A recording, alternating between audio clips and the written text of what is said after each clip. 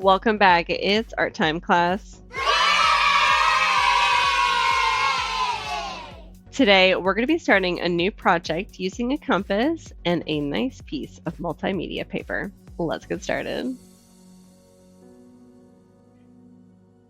To begin this project, you need to have already reviewed how to use the compass tool in your sketchbook.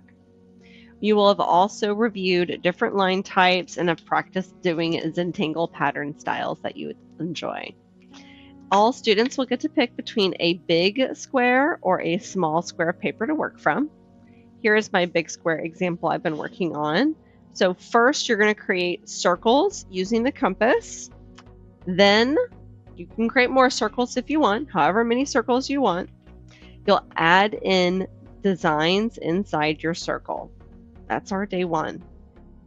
Day 2 for this project, we'll finish adding line designs and then we'll start applying color. Here are 2 of my smaller examples that I already have colored.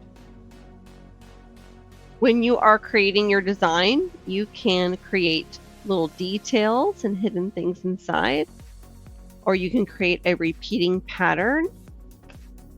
It's really up to each artist how they decorate their dot.